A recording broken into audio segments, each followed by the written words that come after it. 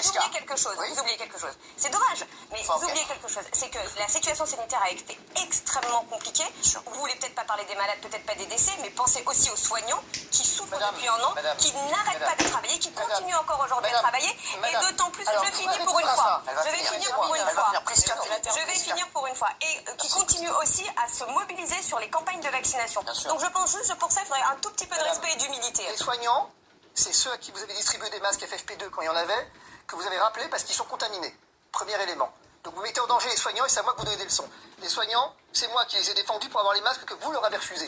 Alors, vous êtes bien aimable, mais le premier procès qui a été fait dans cette crise, c'est moi qui l'ai fait, parce que vous ne vouliez pas donner de masque de protection aux soignants. Alors venez pas avec moi aujourd'hui sur ce plateau me parler des soignants que vous avez méprisés durant un an, que vous avez piétinés durant un an, que vous avez... Excusez-moi, je termine à mon tour. Que vous avez allègrement contaminé parce que vous les avez envoyés à la guerre, paraît-il, sans masque, sans protection. Que pendant que les ministres se faisaient tester, les soignants n'avaient pas accès. Pendant que les députés avaient des masques, les soignants n'avaient pas accès. Alors de grâce, n'essayez pas avec moi de jouer ce jeu-là, ça risquerait de m'énerver et vous n'avez aucune envie que je m'énerve. Deuxième point, effectivement. Non, vous n'avez aucune envie de m'énerver. Deuxième point, je termine sur ce point. Les malades, madame. Les malades, c'est ceux qui ne peuvent pas trouver de lit de réanimation que vous avez fermé, que vos prédécesseurs ont fermé. C'est ça la vérité. La vérité, c'est que nous sommes devenus un état du tiers-monde par votre faute. Alors venez pas aujourd'hui mettre sur mon dos vos incapacités. Venez pas mettre sur mon dos et venez pas jouer le pathos. Non.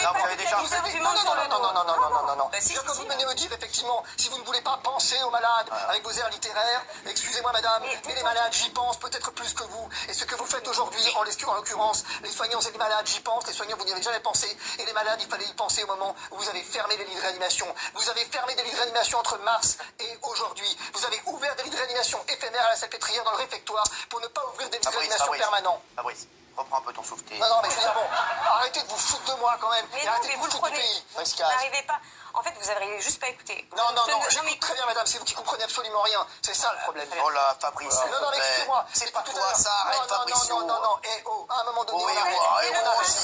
Le principe, on essaie de débattre avec vous. On va pas rentrer dans le pathos et on va pas venir effectivement faire un cadeau ici.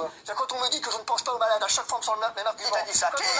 Quand on n'a pas d'argument à faire valoir sur le plan objectif, et ben qu'est-ce qu'on fait? On rentre effectivement dans le pathos qui est le signe de la déshérence sur le plan intellectuel. C'est ça que ça veut dire.